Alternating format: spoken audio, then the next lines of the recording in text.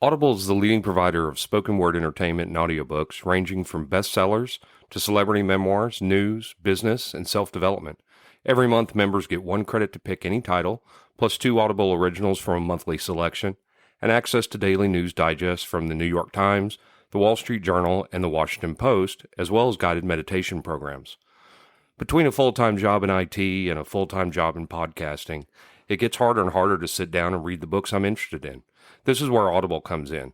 I can listen on my daily commute, relaxing, or while out running errands and still get in the books I've been wanting to get into. You can download titles and listen offline anytime, anywhere. The app is free and can be installed on all smartphones and tablets. Now you can try Audible risk-free with a special 30-day free trial by visiting audibletrial.com/nerdery and murdery. That's audibletrial.com/nerdery and murdery. Don't let your busy life get in the way of that great book you've been wanting to read. Go get your free trial of Audible today.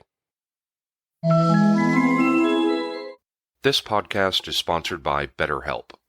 This is Geoffrey, and we've talked about many times before that I experience problems and struggles with my mental health, and really without a healthy mind, being truly happy and at peace is hard. The good news is therapy does work. It's helped for me, but what is therapy exactly? It's whatever you want it to be. Maybe you're not feeling motivated right now and would like some tools to help. Or maybe you're feeling insecure in relationships at work, or you're not dealing well with stress. Whatever you need, it's really time to stop being ashamed of normal human struggles, and it's time to start feeling better because you deserve to be happy. And now you don't have to worry about finding an in-person therapist near you to help. BetterHelp is a customized online therapy that offers video, phone, and even live chat sessions with your therapist, so you don't have to see anyone on camera if you don't want to. It's much more affordable than in-person therapy, and you can start communicating with your therapist in under 48 hours. So join the millions of people who are seeing what online therapy is really about. It's always a good time to invest in yourself because you are your greatest asset. And there's a special offer to Nerdery and Murdery listeners. You can get 10% off your first month of professional therapy at betterhelp.com/nerdery and murdery. That's betterhelp.com/nerdery and murdery. Thanks again to BetterHelp for sponsoring this podcast. I know I've talked about this. We're going to dive deep into it, and I've got a playlist with about 100 songs on it, so you should check it out. I'm not sitting through a 100-song list. Fuck you. Not for you. Not for you.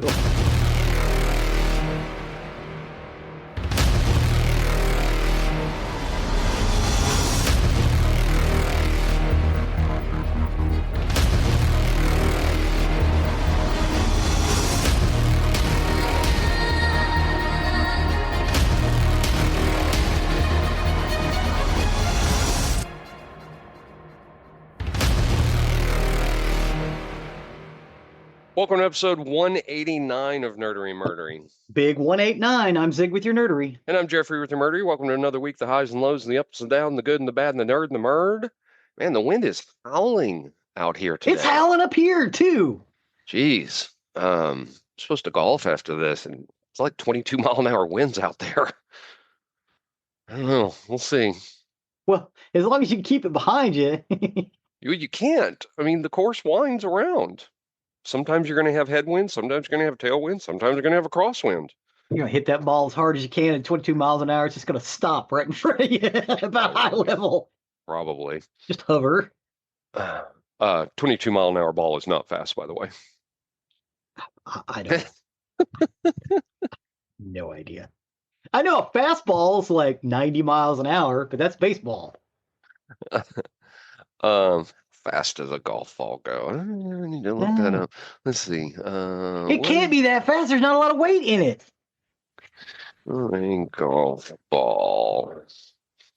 242 miles an hour is the maximum velocity. Damn. Yeah, 22 miles an hour is not going to do much. The average male amateur golfer has a ball speed of 132.6 miles per hour with their driver. That beats a fastball. Oh, yeah. That surprises me because again, it's not so much just the weight, because it seems like it doesn't have enough weight to get it to go that fast. There's not enough mass behind it. Does that make sense? So it is the mass behind the hit because you've got different clubs that have different mass on them. Oh, the club Um, mass. Okay, yeah, I wasn't taking that into account. well, it's the club mass plus how you hit the ball, and that's not necessarily how fast you hit the ball. Because the one thing that I have discovered when I slow my backswing and do a slow follow through on the ball, I get more accurate um, direction and better distance when it's the adage they tell you all the time. Let the club do the work. Oh, Your okay. your arms don't do the work. Your club does the work. Let the club do the work, and the club will determine your speed and your distance and everything like that. But yeah, 132. I didn't realize it was that much. 242. That's going to be somebody like Tiger or Rory McIlroy. It's got to be. Yeah. Um, yeah, you get hit by a golf ball, you're gonna get hurt. You're gonna Ouch. get hurt. So I don't know. We'll see if I get to play today because, like I said, that wind's pretty rough. It knocks you around on the course too. It wears you out. It wears you out getting knocked around like that too. Um. So anyway, we got a good episode today. I've got a long one, so I'm not going to beleaguer anything else. I'm going to go ahead and let Zig take it away on the nerdery side of the house Excellent. So today we're going to talk about the indie music charts. because we've never talked about that before. Well, yeah, but we've never actually dived deep into the charts themselves. And the playlist is incredible because basically I just went with the number one, what they call it alternative airplay now in the United States. They used to call it modern rock tracks. Mm-hmm. I've got them all starting from 1988 up, and I want to take it all the way to like Nirvana because that's when the indie music charts really broke open. And I may go beyond that. Um, but I basically wanted to track them week by week. Mm-hmm. And in some cases, like one would be at the top one week, and the next one would be at number two, and they'd switch places a couple times. So I only, included them the one time. Um, but right now I'm up to the middle of 1990, and I think I may just keep going because I made that YouTube playlist. I wanted to do the first year and a half, and I'm looking at it. I'm like, oh, dude, there's way more songs I need to put in here. So hell, I may go all the way up to 1995. Um, but so the independent music charts, the UK independent singles chart and UK independent album chart are charts of the best-selling independent singles and albums, respectively, in the United Kingdom. Originally published in January of 1980 and widely known as the Indie Chart, the relevance of the chart dwindled in the 1990s as major label ownership blurred the boundary between independent and major labels. But separate independent charts are currently published weekly by the official charts company. Now, in the wake of punk, post-punk, through the beginning of goth, some stuff like that, small record labels began to spring up as an outlet for artists that were unwilling to sign contracts with major record companies, unwilling or unable in a lot of cases, uh, or were not considered commercially attractive. By 1978, labels like Cherry Red, Rough Trade, and Mute had started up, and support structures soon followed, including independent pressing, distribution, and promotion. These labels got bigger and bigger, and by 1980, they were having the top 10 hits in the UK singles charts. Chart success was limited, however, since the official top 40 was based on sales at large chains and ignored significant sales at the scores of independent record shops that existed. Ian McNay of Cherry Red suggested to the weekly trade paper Record Business the idea of an independent record chart to address the problem. And the first independent chart appeared in 1980, published in Record Business and later licensed to Sounds. The definition of whether or not a single was indie had depended on the distribution channel by which it was shipped. The records needed to be delivered by a distribution service that was independent of the four major record companies in England, i.e., EMI, Sony Music Entertainment, Warner Music Group, and Universal Music Group.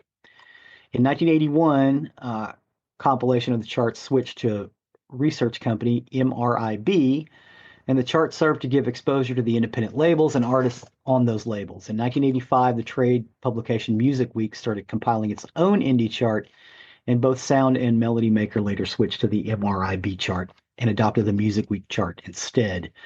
Other weekly music papers also published their own charts, often compiled from single record shops. But by 1990, the significance of the chart had been diluted by major record companies forming their own indie labels with independent distribution in order to break new acts via exposure on the indie charts. To be included in the indie chart, a record had to be distributed independently of the corporate framework of the music record companies. The genre of music was irrelevant. Large independent distributors emerged, such as Pinnacle and Spartan, and three later emerged the Cartel, an association of regional distributors, including Rough Trade, Bax, and Red Rhino.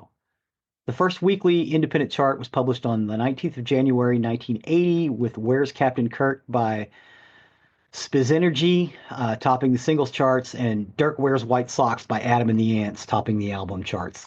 Who's Captain Kirk? Nothing. Where's Captain Kirk? I don't know. No, I said who the hell is Dirk? That's what I want to know. And why the fuck is he wearing white socks? My favorite Adam Ant is on that. My favorite Adam Ant song is on that album. It's Never Trust a Man with Egg on His Face, and nobody ever calls that one out. Everybody talks about Ant music and everything else, or the Wild Blue Yonder, or the Wild Frontier, but nobody ever talks about Never Trust a Man with Egg on His Face. Although the independent charts has less relevance today, the official UK chart company still compiles a chart consisting of those singles from the main chart on independent labels. So that's England. There's a little bit more, but basically they have a distinct chart that tracks indie, and the line's kind of blurred, and we'll get into that a little more. In America, we saw what they were doing over in England, but it took us a little while to figure out how to do it. What we now call alternative airplay, originally known as modern rock tracks, began in 1988, and in 2009, and alternative songs between 2009 and 2020. It's now called alternative airplay. It's a music chart published in the American magazine Billboard since September 10th, 1988, and it ranks the 40 most played songs on alternative and modern rock radio stations, included as modern rock tracks. The chart served as a companion to the mainstream rock chart, then called album rock tracks, and its creation was prompted by the explosion of alternative music on American radio in the late 80s. I would say the explosion didn't really happen until the early 90s, but some of them did break over, and we've talked about that before. Depeche Mode, that's a mainstream act. Well, actually, they were on Sire, so they were independent record. But they were playing on mainstream radio in England, but over here they only played on college radio.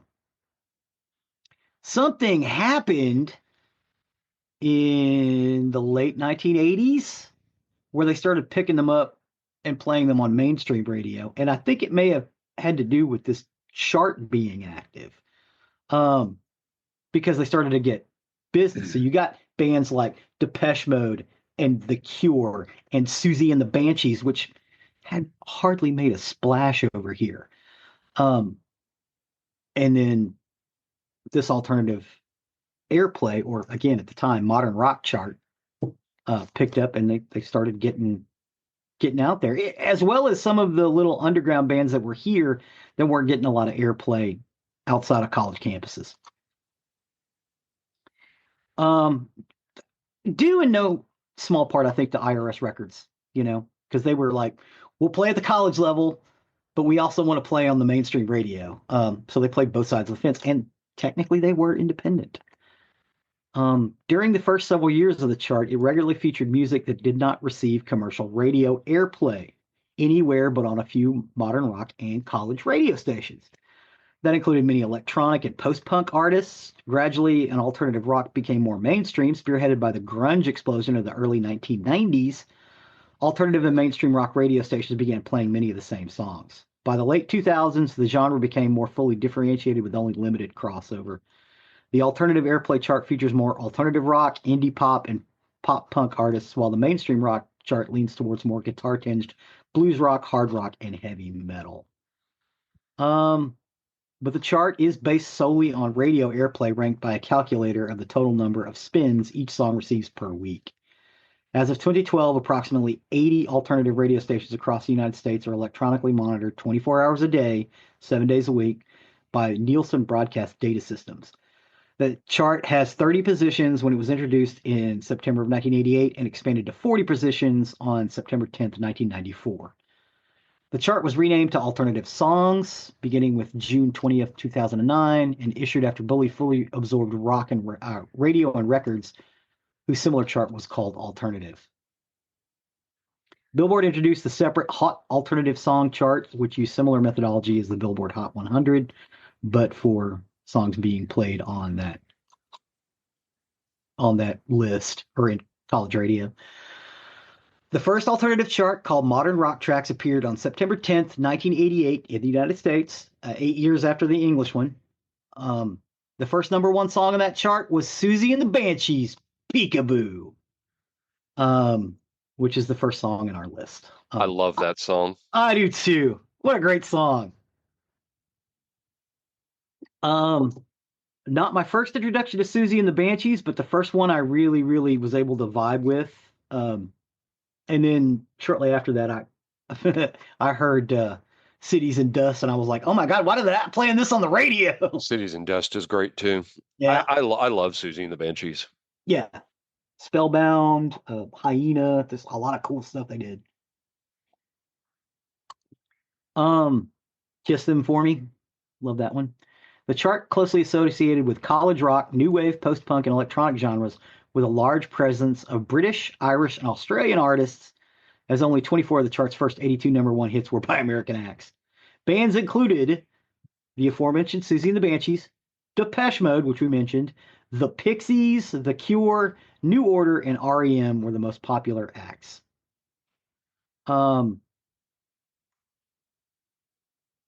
In the United States, several popular songs which were not released as commercial singles did not qualify for the Hot 100 before December of 1998, but performed very well at the modern rock track charts. In 1991, with the release of Smells Like Teen Spirit by Nirvana, which reached number one on November 23rd, 1991, grunge became a new form of alternative rock on the chart. But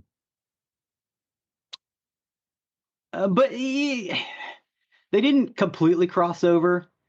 Like Black by Pearl Jam peaked at only number 20 on the regular rock tracks or mainstream rock songs, but number 3 on the indie charts.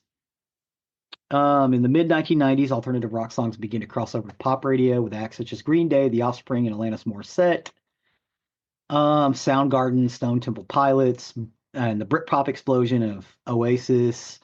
We also had homegrown bands such as Third Eye Blind, Matchbox 20, and Sugar Ray, plus a bunch of new one-hit wonders. And then you get the new metal rap rock like Korn, Limp Bizkit, Linkin Park.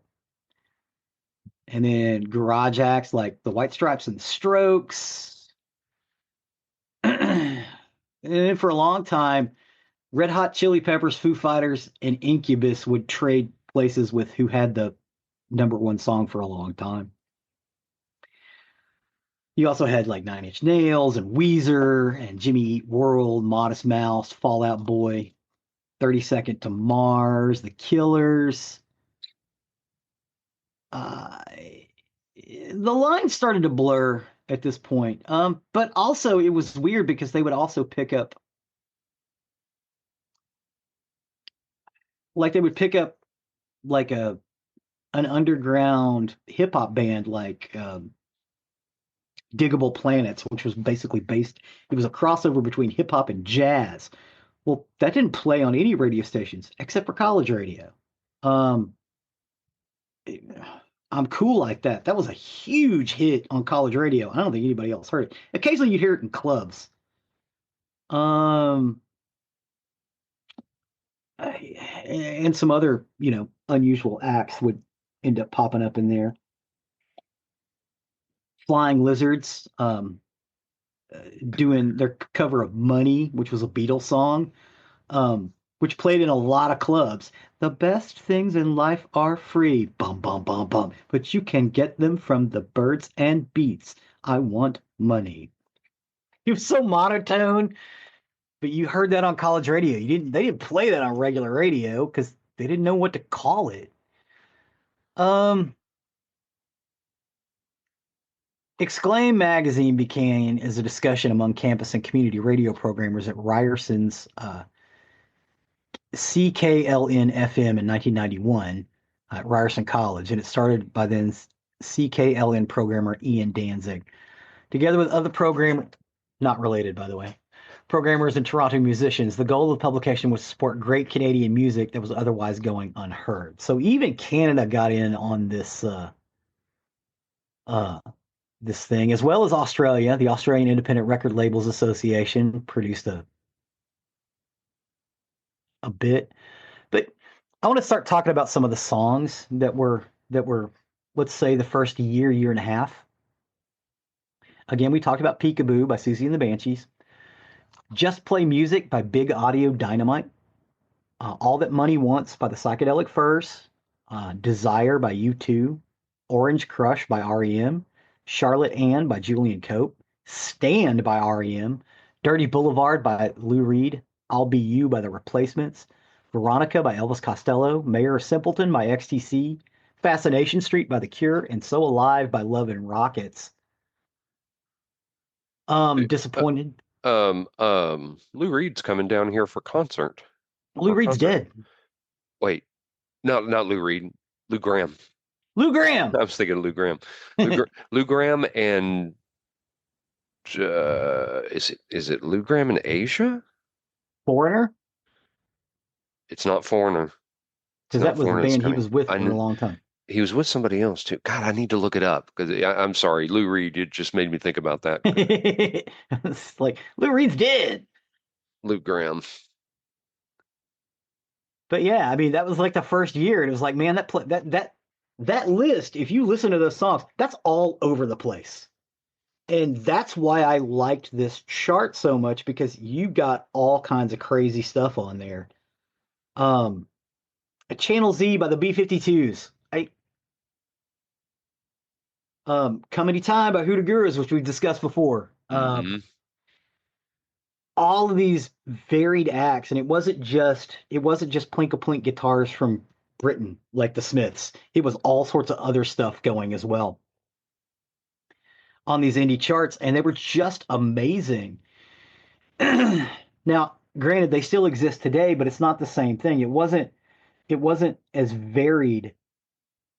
Okay, I say today. Today, actually, it is pretty varied now. But like through most of the mid 2000s, like 2005 to 2015 or so, that 10 years, it was all 21 Pilots and other stuff like that. And it's like, is it indie music? Well, not really.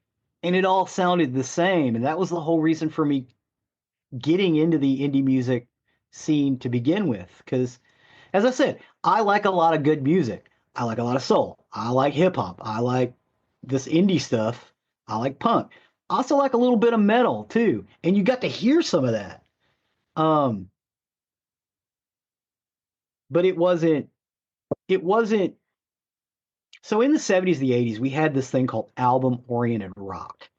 And basically these DJs played whatever the hell they wanted to. And if it caught on, it'd go around the country as a hit. Well, because of rules with the FCC, one company couldn't own more than one radio station in a market. Those rules changed in the 80s, and you get companies that control basically all of the radio stations in a market. It's like 2 or 3 companies.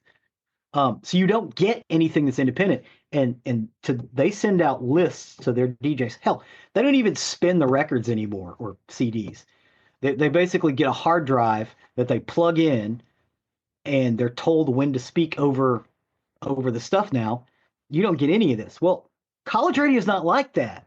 It's like, oh, hey, I heard this song last week, in my friend's car. I'm going to play it for you. That's what indie charts should be, and that's what they were originally. That's why I wanted to track this for the first 10 years of its existence, because I thought it was beautiful and brilliant. But then those same companies ended up buying up the little independent radio stations. Now they can't buy up college radio, because that's part of the education program. So those radio stations are still safe, but your little local indie radio stations like KDGE The Edge or K-Rock in Los Angeles or the little one that was on Long Island in New York City, they're getting bought up. And in our case, KDGE went away. Mm-hmm. It got bought, it got moved around. It was good for about 4 or 5 years, and then they just took it off the air. And which is a shame, because they kicked out George Gamarick, the guy who started it, who basically got to start at an album-oriented rock station called KZEW, which was probably the greatest radio station that this area ever produced, as far as music goes, because they played everything. They had a punk rock show, they had a heavy metal show, they had Dr. Demento, and like they would do like a new music show with interviews and stuff. It was incredible. Well, George Gamarick decided to spin his own radio station off of that because he was able to make a deal, and he started KDGE, and for the first year you could barely hear it. And then they moved it to the broadcast towers up on Broadcast Hill, which is where all of our stuff is, because it's the highest point in DFW, and they've got these giant towers on them. And it's basically situated between Tarrant County and Dallas County and Collin County and some of those other areas. There's this big hill, Cockrell Hill, Broadcast Hill, that's not quite a mountain, because we don't really have mountains down here. We have big hills. And that's where all of our broadcast stuff comes from, because it hits the whole area. You were able to pick it up a little easier. And then they did really well. And then there was the explosion of grunge and other independent music. And then they got bought out, and George Gamarick was kicked to the curb. Now he's got a few satellite radio shows now that are really, really good. But I kind of miss Turning on the Edge with him and Alex Luke and some of the other guys, just talking about music, just, because they were fans. It's like, hey, yes, I love, I love the Little River Band because I think they're awesome. But I also like this little weird English band that's only sold 9 records. You should listen to them too. So yeah, go out and check out our YouTube playlist for episode 189, Independent Music Charts, because you're going to get, I just did the top 10 for, I'm going to say at least the first 5 years. I may go further. I'm still putting it together, because when I originally did it, I wanted to do it with the list that I gave you. So, but now I'm kind of adding to it. So Cool. Good deal. Yeah, I'm stupid. Lou Graham, not Lou Reed. like, And he was with Asia at one point. He toured with Asia, and that it doesn't look like that's what was coming. But I swear I heard that ad on the radio the other day. I don't know. Anyway, Lou Graham. Yeah. No, I know it's Lou Graham that's coming to town. I just thought they said with Asia too. I'd be interested. Oh man, he had a great single on his own back in the mid '80s called "Midnight Blue," which I fucking loved. I had it on vinyl for a long time. Yeah. Yeah, Midnight Blue is great. Awesome. All right. Yep. Go listen to that playlist. Appreciate that. With that, we'll step over to the murdery side of the house. Murder. And so this is your opportunity, dear listeners, to pause, go to the restroom. This goes into a lot. There's a lot here. It's potentially going to go very long. So, if you want to take a pause here real quick, go to your restroom, get something to eat, but you definitely want to stay tuned for all of this. Buckle in, get your notepad ready. I talked to Zig already. Notes. I told Zig, get your notes ready, because there's things I'm gonna point to in here. So yeah, take a pause, take a break, get into it, and we'll be sitting here waiting when you come back. All right, so here we go. Everybody's back, and we're going to resume to the murdery side of the house. Murder. For today, I got my information off Wikipedia. All that's interesting: Crone, ABC 13 News Houston, the FBI website, and Houston Public Media. And I got to give a shout out to he's been featured on a few episodes now. Our listener Paul, and yes, What up, Delaney, Paul? yes, Delaney, if you're listening, that's your grumpy. Paul recommended this topic to me. Oddly enough, I had not heard of it. Even though I had covered one of the murders here in a previous podcast, I did not connect it with this. And like I said, I recommend taking some notes as you go along in this. This is going to get interesting. This is the Texas killing fields. Texas killing fields. I'm writing notes down now. So, and I'll give you keys where to notate some stuff. The Texas Killing Fields is a title used to roughly denote the area surrounding the Interstate Highway 45 corridor southeast of Houston down to Galveston, where since the early 1970s through the early 2000s, more than 30 bodies have been found. The bodies Well, along it's a tidewater area. I'm not surprised. Yeah. Yes. Crab beds all over the place. Yes. Easy to dispose of. The bodies along the corridor were mainly young girls or young women. Furthermore, many additional young girls have disappeared from this area who are still missing. Most of the victims were aged between 12 and 25 years old. Some shared similar physical characteristics, such as similar hairstyles.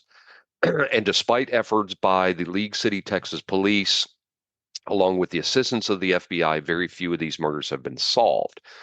The area has been described as, quote, a perfect place for killing somebody and getting away with it.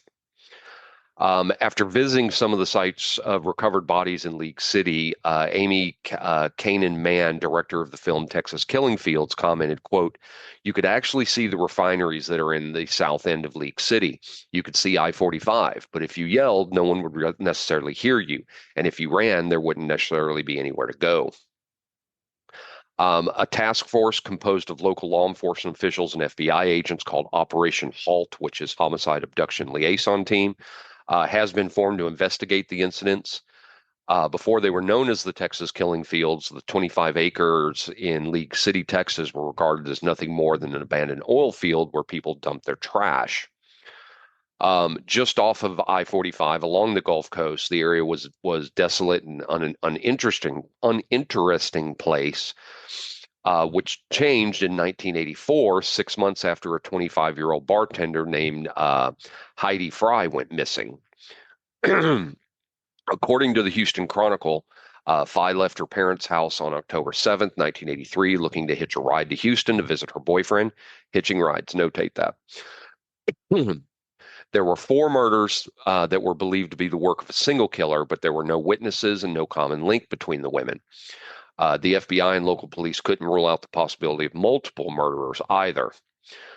Moreover, the 4 bodies found between 1984 and 1981 only represented a fraction of the number of disappearances associated with the stretch of I-45 that quickly became known as America's Highway to Hell.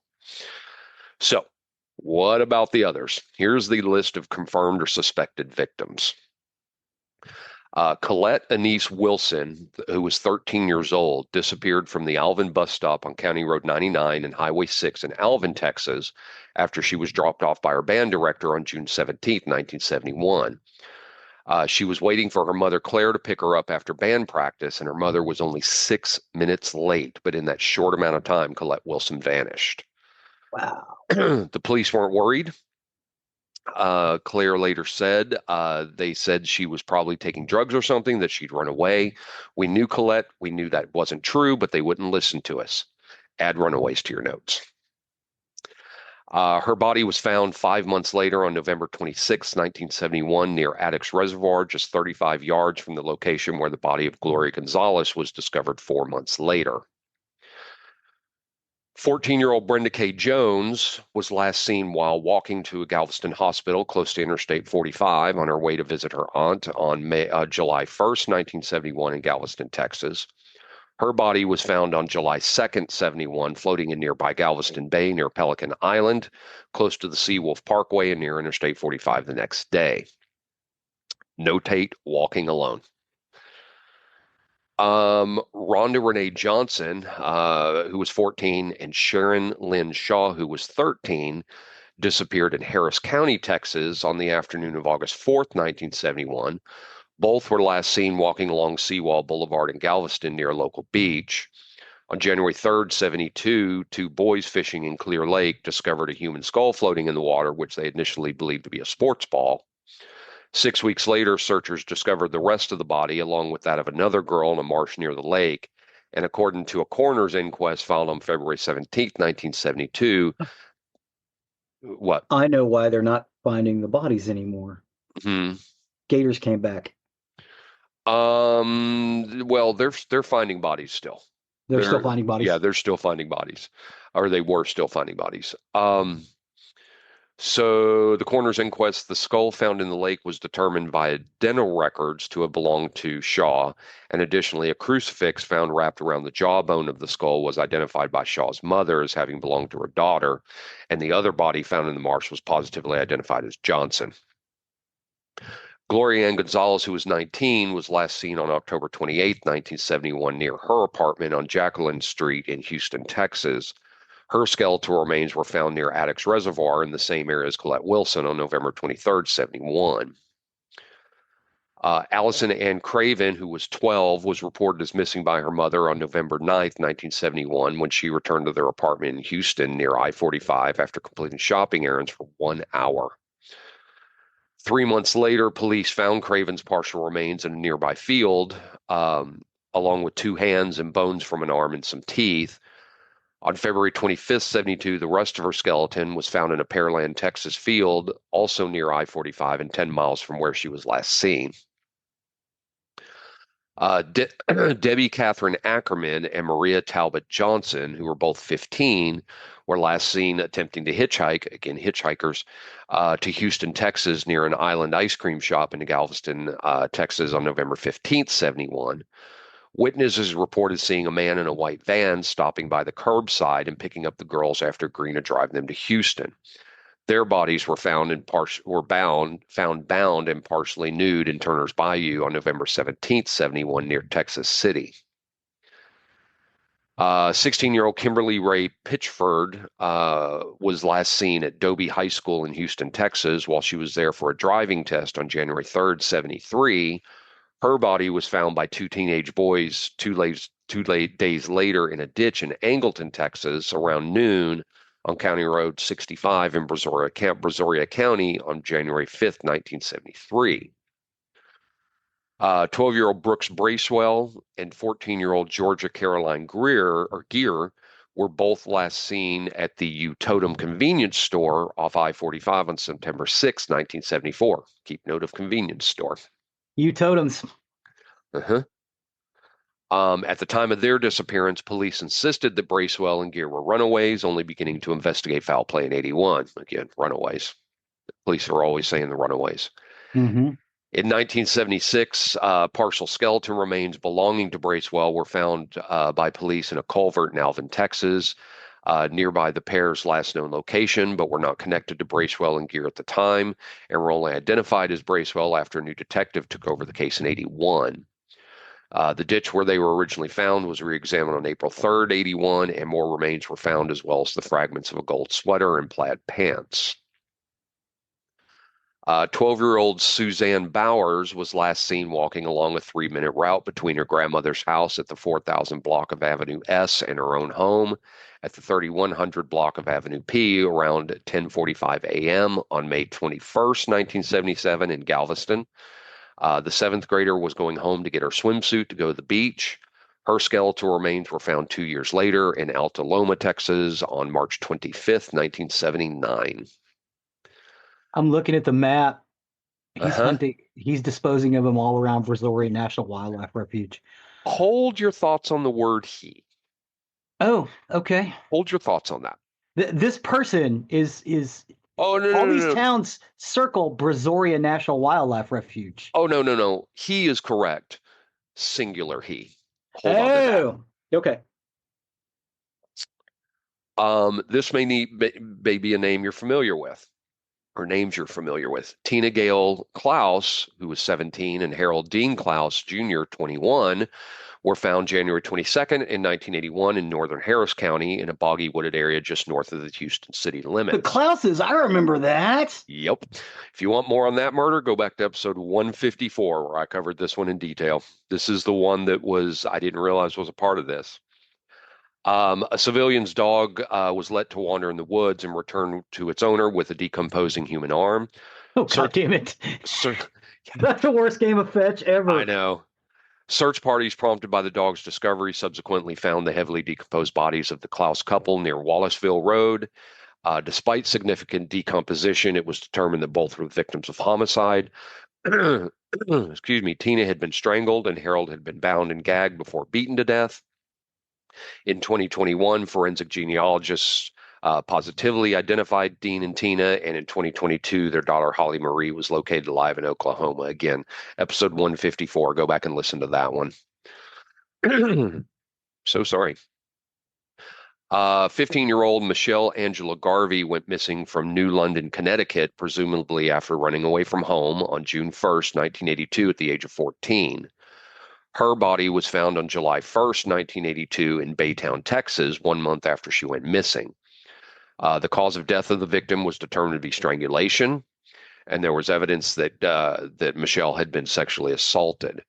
Her body was found wearing brown clothing, including a long-sleeve button-down shirt with a distinct horse embroidery on the breast pocket. The body was disposed of in a field after she died, possibly hours after her murder. She was buried near two other unidentified murder victims found in 1981, who were identified in 2021 as Dean and Tina Klaus. Garvey was identified in January of 2014 through the efforts of the National Center for Missing and Exploited Children and the Harris County Police Department, who had contacted her family and obtained samples of DNA for testing in August 2013. Susan Lee Eads, 20 years old, was a cocktail waitress who left her family home in Harris County, Texas at around 4:30 p.m. on August 30th, 1983 to her workplace. Keep note of working in a bar.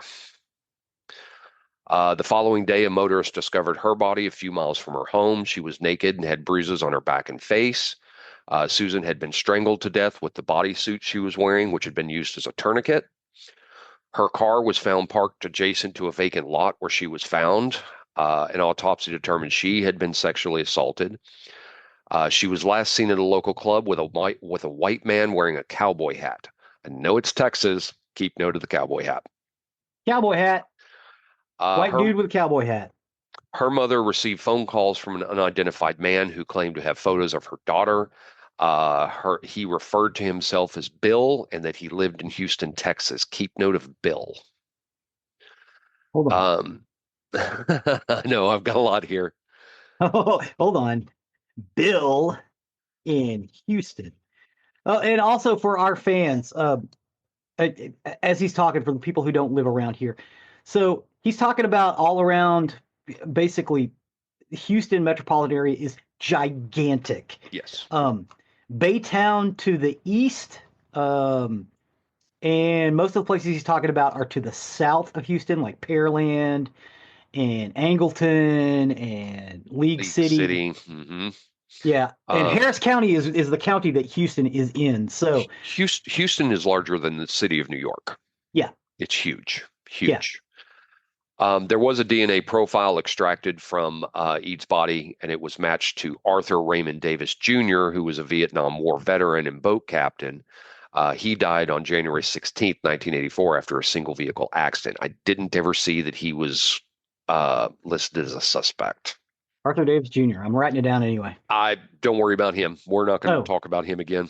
The DNA profile was matched to him, but it was never said if he was ever considered a suspect or not. Oh, maybe they just had a tryst or something. Mm-hmm. So we mentioned this person earlier, Heidi Marie Villarreal Fye, who was called Heidi by her family. She was 25. She was a cocktail waitress last seen on October 10th, 1983 at a convenience store located off West Main Street and Hobbs in League City, Texas. Once again, a cocktail waitress. and another convenience store, but not the same convenience store as earlier. This is actually the Express Lane in League City. In League City. She worked at the Texas Moon Bar. Um, do remember the Texas Moon Bar. Texas Moon On Bar. on April 4th, 1984, Heaty's remains were discovered after a dog brought her skull to a nearby house in Calder Field on the 3000 block of Calder Road near League City, Texas. Calder Road is very prominent in this story. Sandra K. Ramber, who was 14, was last seen by her family's home in Santa Fe, Texas on October 26, 1983. She was determined to be missing due to the fact that the front door was left open, food was in the oven, and her purse and coat were still in the house. Initially, she was believed to have gone to the store for a moment, but she never returned. She's never been found. Laura Ann Miller, who was 16, was last seen on September 10th, 1984, at the same convenience store as Heidi Fye was last seen a year earlier in League City, Texas, using a payphone to call her boyfriend. This is the Express Lane again. Her remains were found on February 2nd, 1986, 60 feet away from where police had found Heidi Fye the year before. Yeah, I'm looking at Calder Drive right now. It's right off of 45 or the Gulf Freeway. Yep. Oh, Clear Creek, which is high moving. Mm-hmm. And there's a, oh my God, there's a couple of other creeks here. Mm-hmm. I'm sorry, I'm just looking at the lake. And Oh, yeah. Yeah. Clear Lake. Oh, yeah. Yep. Oh, yeah. Okay, that makes sense. I'm sorry. No worries. Ellen Ray Simpson Beeson, who was 29, was last seen by friends on July 29th, 1985 at the Texas Moon Club in League City, Texas, where she met local construction worker Clyde Hedrick. There's, again, the Texas Moon Club. Later that evening, she told her friends that she and Hedrick had made plans to go swimming. Her decomposed remains were discovered underneath a sofa in a wooded area beside Old Causeway Road in Galveston County. The medical examiner was unable to determine the cause at that time, but upon exhumation of her remains in 2012, it was ruled that she had suffered several severe skull fractures. Clyde Hedrick, you can remember him. Clyde Hedrick. Clyde Hedrick. Michelle Doherty Thomas, who was 17, was last seen leaving her family residence in Santa Fe, Texas on October 5th, 1985, after having returned from work at a Galveston, Texas gas station. She left to meet with friends at a nearby nightclub located in Galveston Island later that evening.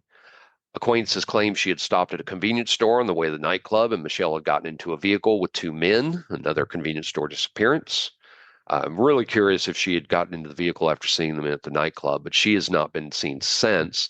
Authorities believe she may have been abducted and murdered. 30-year-old Audrey Lee Cook was last heard from in late December of 1985.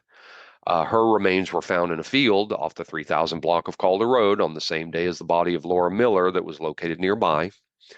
The victims' bodies were not buried, but rather hidden from view. Both were left in a supine position near a tree.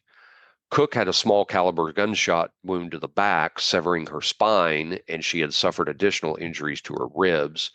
She was identified in April of 2019, along with Donna Prudhomme, by family tree DNA using genetic genealogy. Shelley Kathleen Sykes, who was 19, was last seen leaving her job as a waitress at Guido's Seafood Restaurant on the beachfront in Galveston, Texas, just prior to 12 a.m. on May 24th, 1986. She wasn't a cocktail waitress, but a waitress nonetheless. Her car was found the next day stuck in mud, bloodstained, and abandoned on the side of I-45 access road south of the Galveston Causeway. The driver's side window had been broken, and bloodstains were discovered on the door and driver's seat. Sykes' body has never been found, but John Robert King and Gerald Peter Swarst have been charged and convicted of her murder. Okay. Suzanne Renee Richardson, 22, was employed as a night clerk at Casa del Mar Condominiums on Seawall Boulevard in Galveston, Texas. She was last seen at work at 6 a.m. on October 7, 1988 by resort security guards, and shortly afterwards, another employee who was sleeping in the room above Richardson's office heard a loud female scream. The witness claimed to have then heard a car door slam shut, accompanied by another scream and the sound of a car speeding away from the parking lot. A guest arrived at Richardson office to check out around 6:30 a.m. and discovered that the desk was abandoned. Donna Marie Prudhomme, we talked about her earlier, who was 34, was last seen July 91 in Nassau Bay, Texas. On September 8, 1991, a local resident came across her badly decomposed body in a field beside Calder Road. A medical examination concluded that she had died at least 6 weeks prior, yet a cause of death could not be determined. She was identified in April 2019, along with Audrey Cook, by family tree DNA using genetic genealogy, as we talked about. Oh, Calder Road runs from Santa Fe all the way up into League City. It's in big. Nassau Bay. It's big, yeah. Yeah. 14-year-old Lynette Bibb and 15-year-old Tamara Fisher disappeared on February 1st, 1996, after visiting a Houston, Texas club for teenagers, another nightclub.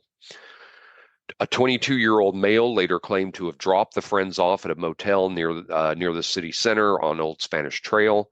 The bodies of the two girls were found dumped by a rural road 2 days later on February 3rd, 1996 in Cleveland, Texas.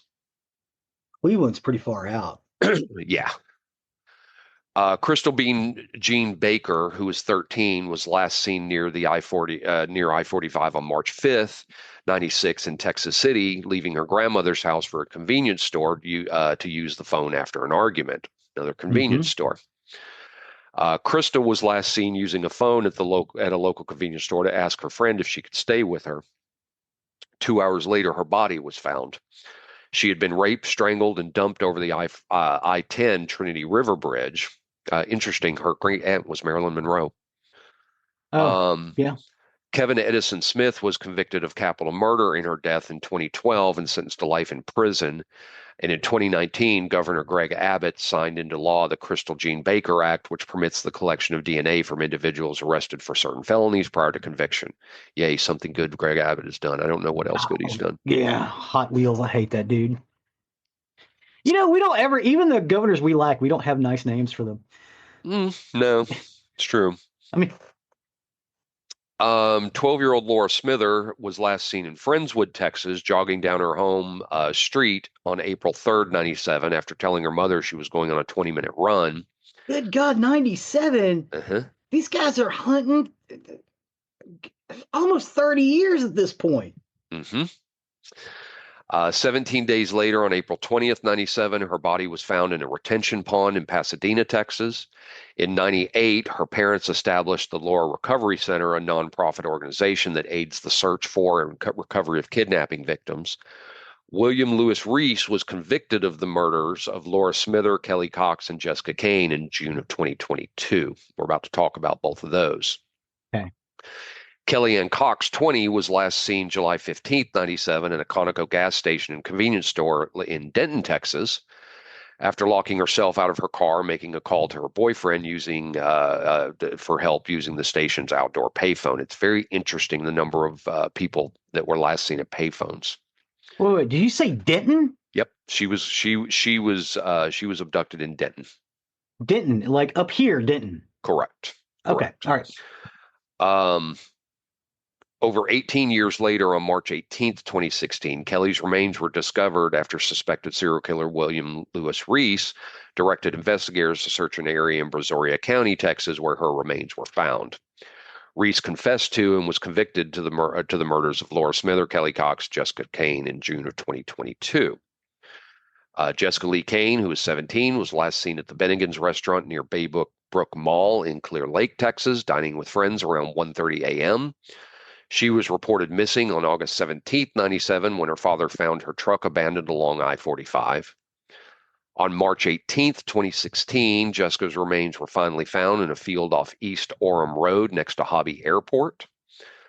And again, that's South Houston. Suspected serial killer William Lewis Reese directed investigators to search the area where her remains were found, and he was convicted. Tot Tran Harriman, who was 57, this is kind of the outlier because of the age, was visiting relatives in Texas and had mapped out a route between League City and Corpus Christi, Texas, and planned to drive along Highway 35. She departed approximately 5 a.m. on July 12, 2001 from her son's residence near League City, and she was last driving her 95 Lincoln Continental along Highway 35, which she's never been found. Sarah Ann Lewis Trusty, who was 23, was last seen during the evening hours during the day in Algoa, Texas, near her church, riding her bicycle around 11 p.m. on July 12, 2002. Her body was discovered on July 28, 2002 in a dike in Texas City in a nearby reservoir by fishermen. And the last known victim I have here is Teresa Lynn Vanegas, who was 16, who was last seen in Dickinson, Texas, walking near the Green Case subdivision on October 31st, 2006. 3 days later, her body was found strangled, raped, and with her hair cut off in a field across from Dickinson High School. So those are the list of known possible victims, and there's a lot of commonalities in them. Mm-hmm. And I'll get back to that. Let's go to the list of suspects.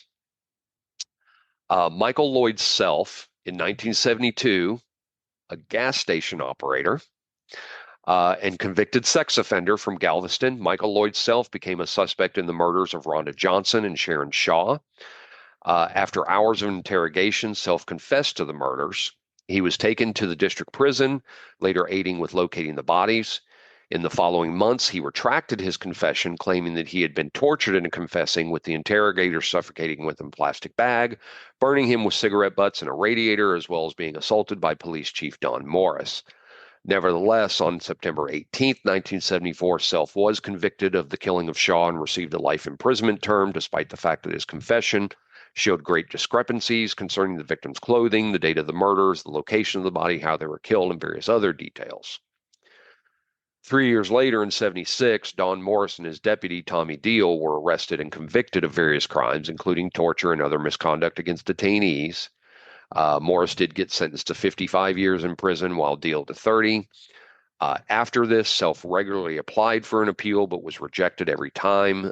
He ended up dying on December 21st, 2000, still in custody. And it was only after his death that a number of police officials, including former Harris County District Attorney, stated their belief that Self was wrongly convicted. Edward Harold Bell, an investigation by the League City Police and FBI in the 1970s, identified another local resident, Edward Harold Bell, who was a known exhibitionist and a suspect. He had been arrested at least 12 times on charges of showing his genitals to children, but each time avoided imprisonment. Bell lived on a property near the beach in Galveston, where he was a silent partner of a surf shop, and he even knew two of the victims, Debbie Ackerman and Maria Johnson, who frequented the store. In the mid-1970s, he acquired a plot of land in Dickinson and lived near the place where two more victims, Brooks Bracewell and Georgia Gear, were last seen alive. In 1978, while masturbating on the street in front of a group of teenage girls, Bell was confronted by the 26-year-old former Marine Larry Dickens.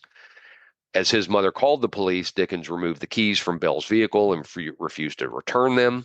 In retaliation, Bell killed him and fled, but was subsequently apprehended by police. He posted bail several weeks later, and in order to avoid conviction and further incarceration, he fled Texas and escaped from the United States, evading police for more than 2 decades. Wait a minute. Mm-hmm. Dickinson. Where at in Dickinson? Did they say where his place was in Dickinson? It was near where two of the victims were, which was near Dickinson High School, if I recall correctly. That's not that far from Calder Road, dude. No, it's not. No. You're talking maybe 4 or 5 miles? Yeah. Oh, yeah. Yeah. In 93, he was arrested in Panama and extradited back to the United States, where he was subsequently convicted of Dickens' murder and received a 70-year sentence.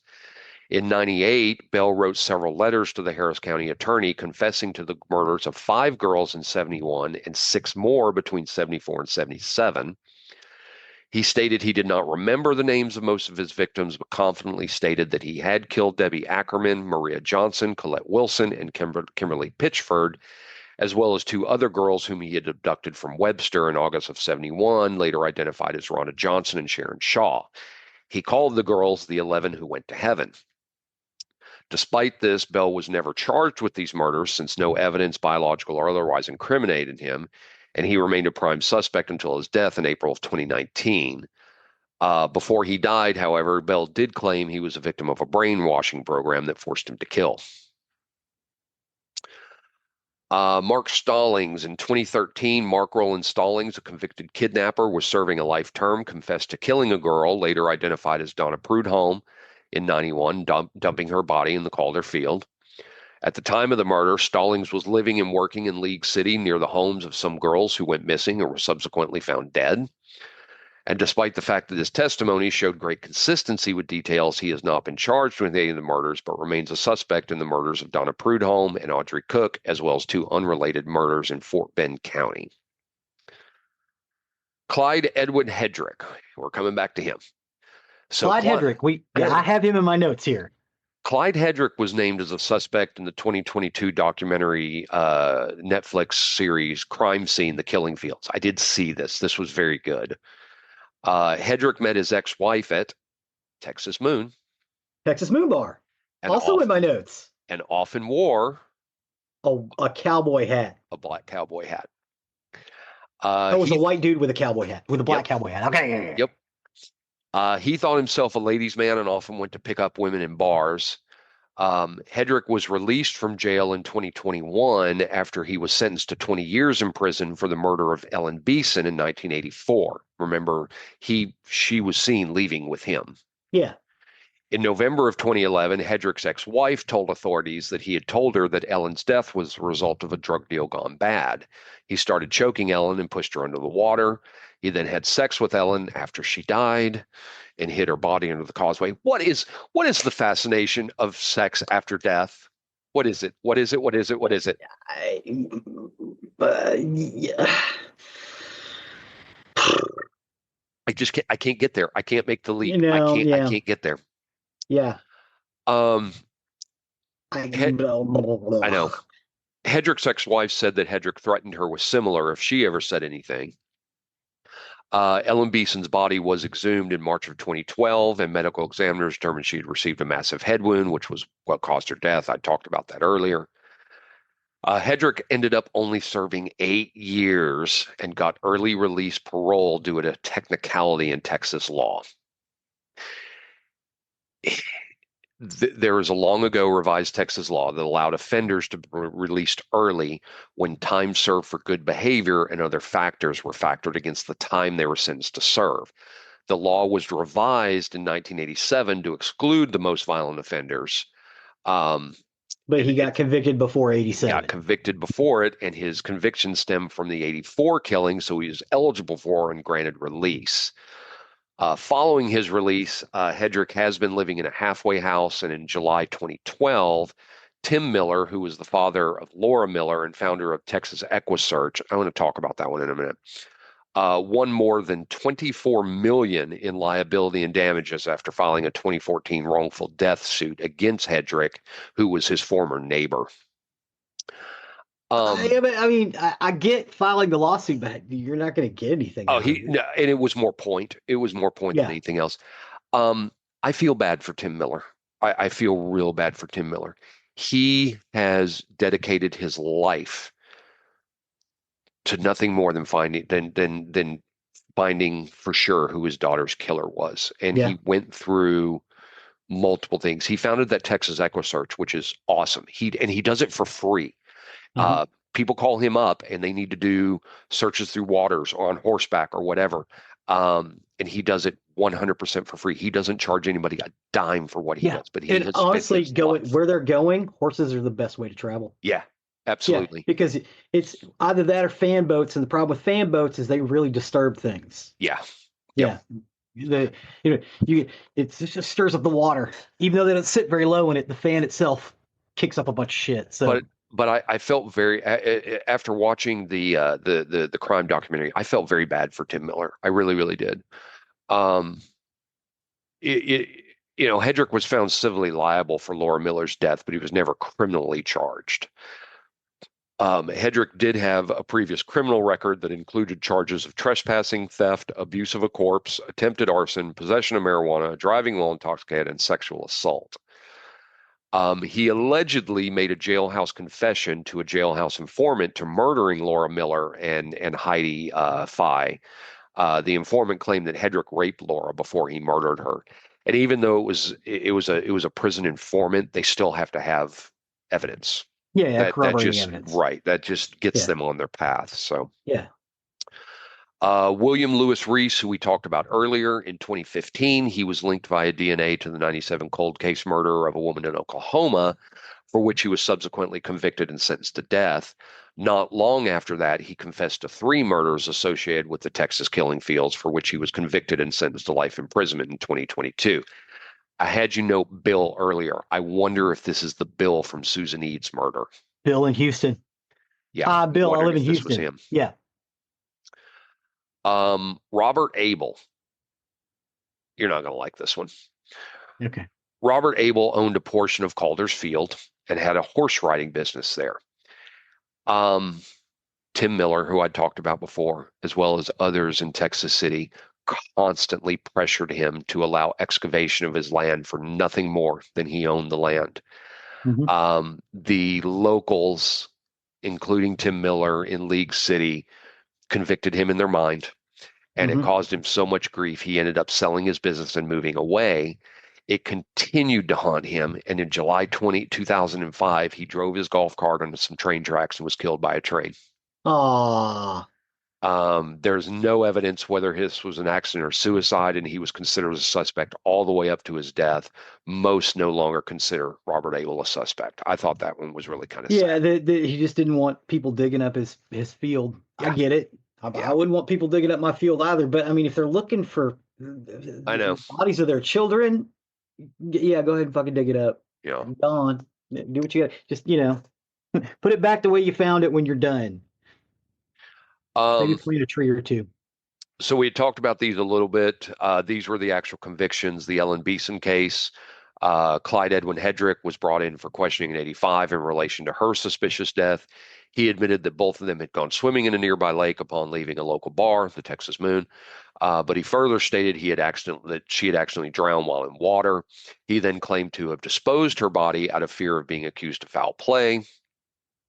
At the time, since her death could not be ascertained, in 96, Hedrick was convicted of abusing her corpse and was sentenced to a year in jail. In 2011, that's when Hedrick's ex-wife approached authorities and said that Hedrick had frequently made incriminating remarks regarding Beeson's death. This information, along with Beeson's second autopsy, resulted in authorities getting an arrest warrant and charging Clyde with murder in 2014. He was convicted of involuntary manslaughter and released from Estelle Supermax Penitentiary in Huntsville, Texas in October of 2021. The Shelley Sykes case in 87, 30-year-old John Robert King phoned the El Paso police claiming that on May 24th, 1986, he, together with 33-year-old Gerald Peter Zwarst, attacked Shelley Sykes while she was in her car, after which the girl was raped and strangled.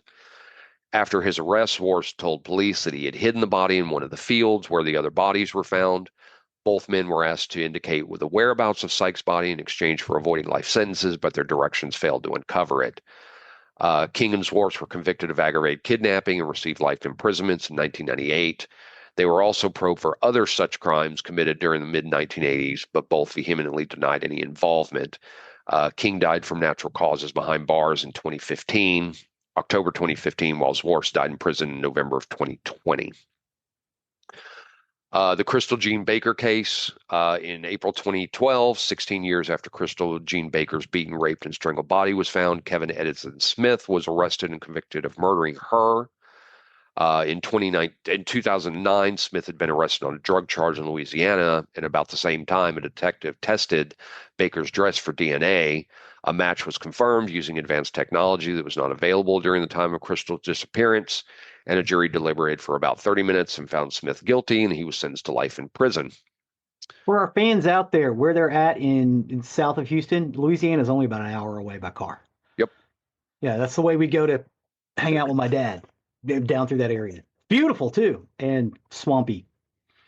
The Jessica Lee Kane and Kellyanne Cox case, in May of 97, William Lewis Reese was arrested for the kidnapping and attempted murder of 19-year-old Sandra Sapaw from Webster. The 19-year-old Sandra was pregnant with her third child. She threw herself out of a truck speeding down I-45. A woman in the car behind her pulled over and took Sandra to a nearby hospital. Sandra tried to recall the events of the night, but her memory was foggy. She had been at a gas station. Mhm. Her tire had been slashed, and there had been a man who offered to help, but then he brandished a knife and forced her into his truck. She could remember the events, but not the details. She couldn't even identify who the man was until several months later when police tried to stir her memory with hypnosis. At that point, she was able to recall the truck's license plate number.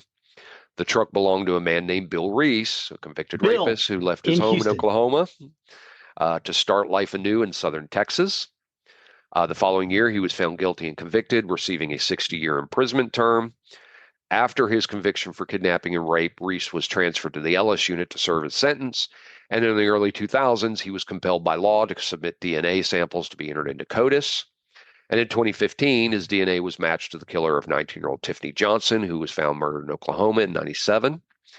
And it was after this revelation that Reese confessed to killing Jessica Lee Kane and Kellyanne Cox, leading the investigators to the bodies' burial sites. He had been suspected of kidnapping and killing Laura Smither, and confessed to friends with police in 2016 that he had murdered her. In 2021, Reese was convicted of Johnson's murder and sentenced to death. The following year, he was extradited to Texas and was convicted of the murders of Smither, Kane, and Cox, receiving a life term after pleading guilty to the three murders.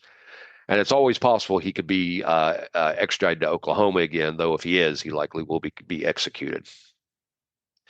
You're going to serve life in prison down here. But in case you get out, they're going to kill you in Oklahoma. Mm-hmm.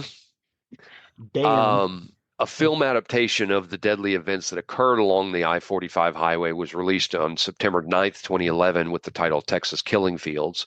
I had mentioned her earlier. It was directed by Amy Kanan Mann and starred Sam Worthington and Jeffrey Dean Morgan.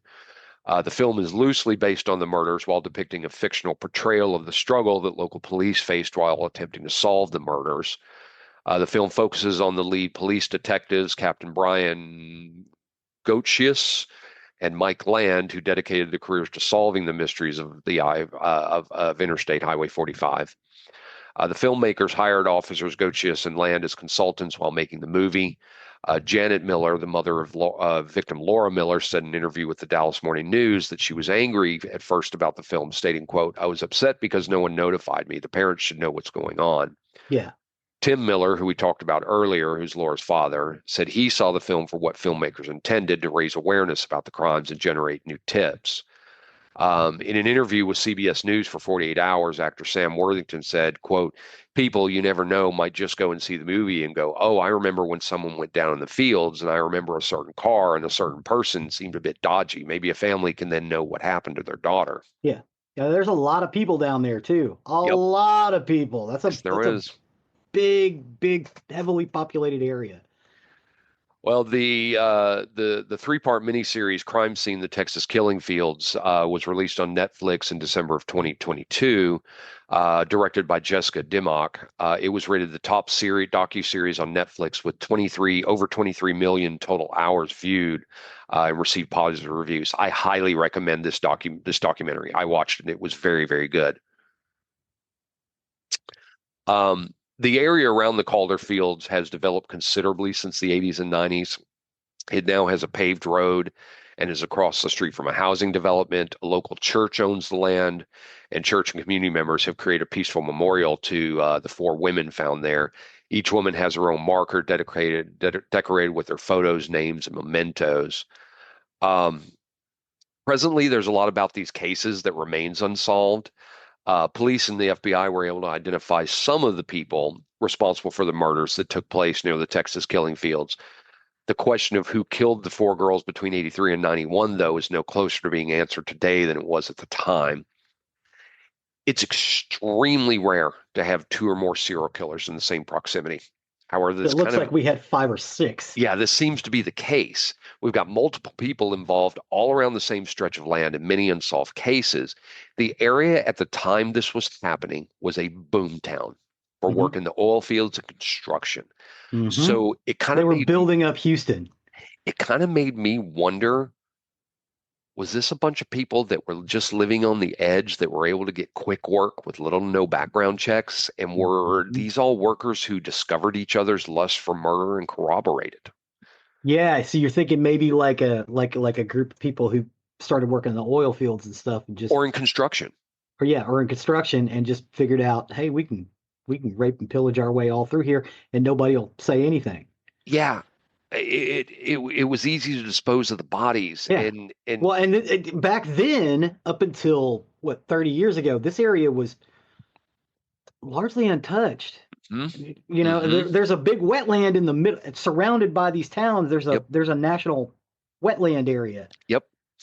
I mean, I wondered, did they all work together to plan Hmm. out their next attack or attacks? We've got women and girls who worked in bars or were last seen in bars, women Hmm. whose last known location was a convenience store, women who were hitchhiking or walking alone on roads.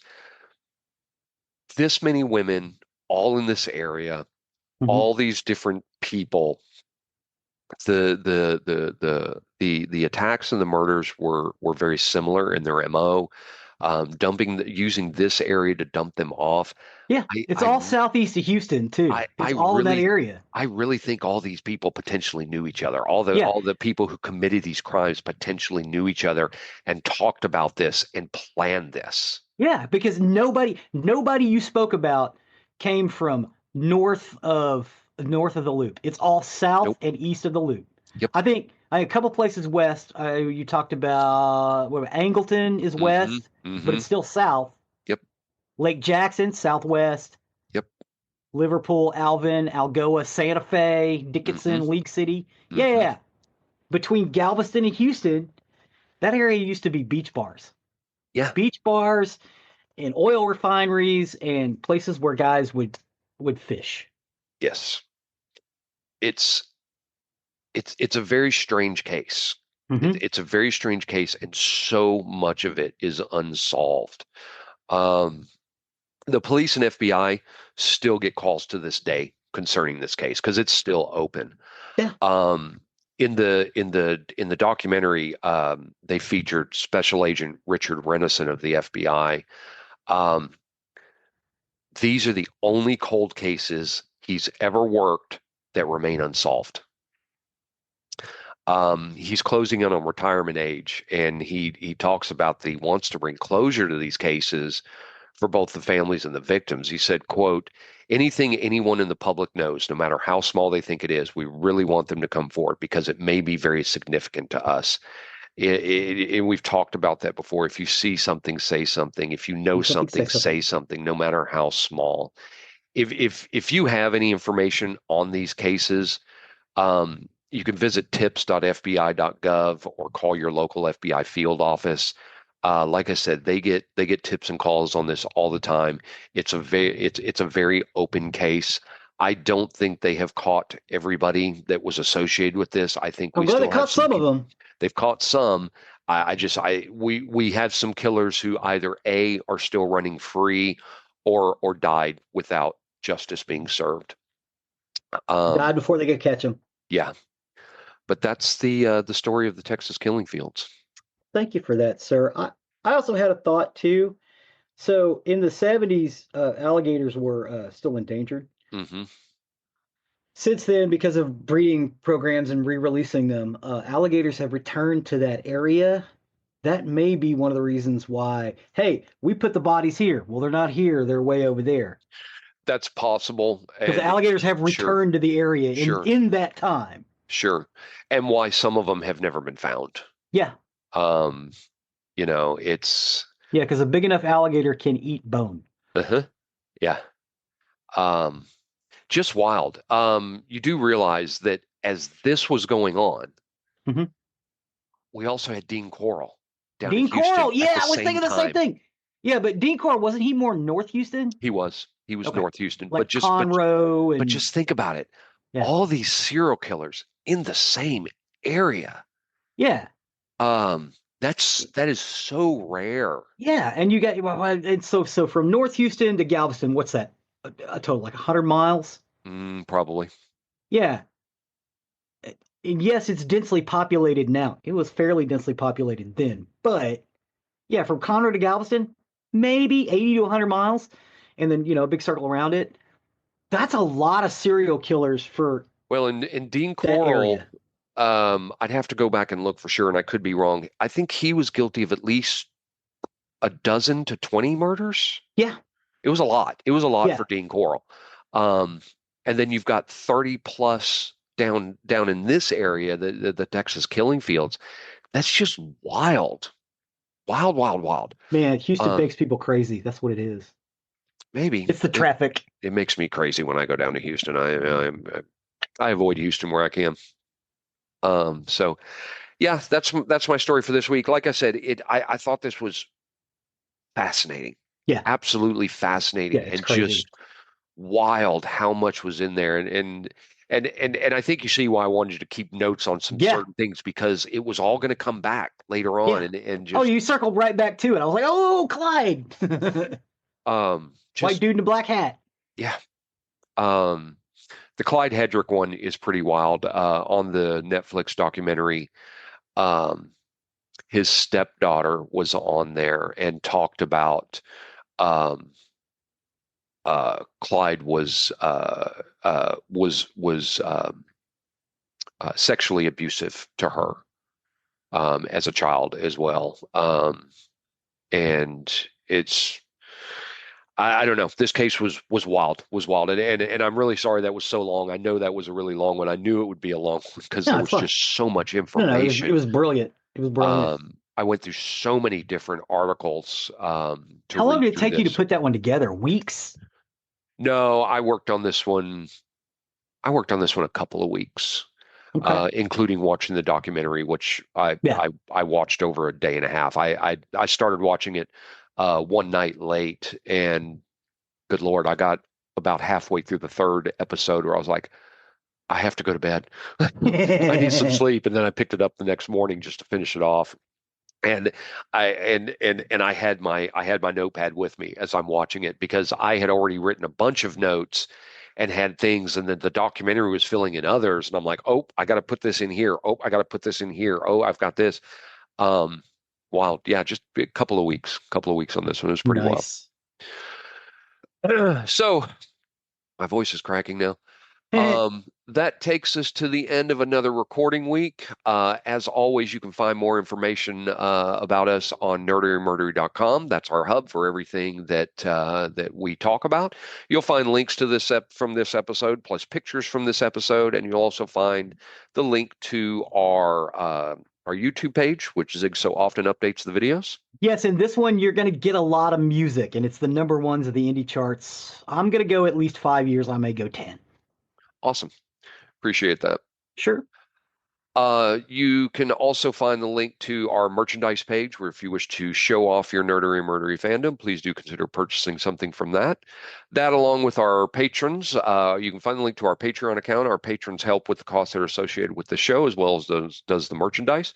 It does cost to keep us on the air, to upload our videos, our audio, to stream our audio, and everything that's associated with that. So please do consider that. We appreciate each and every one of you.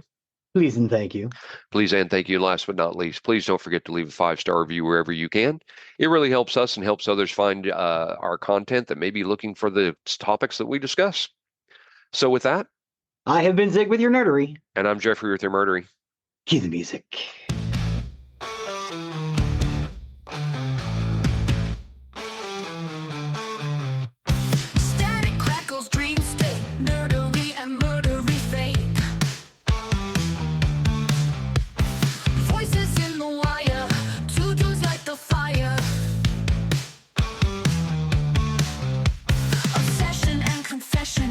Games and desperate session through the microphone they speak. Dark secrets geeks seek.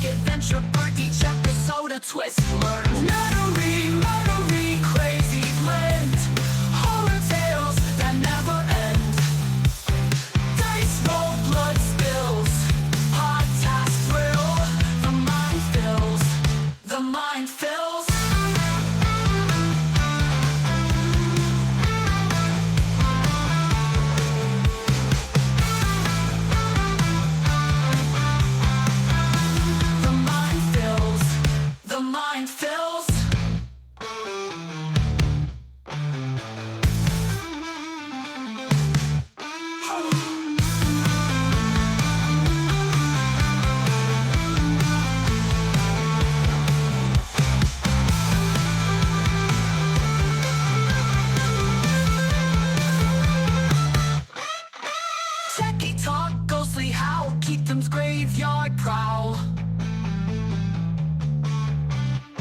Mingling thoughts collide, fascination can't hide. Retro vibes, ancient lore, never know what's in store. On your front adventure, burnt each episode a twist.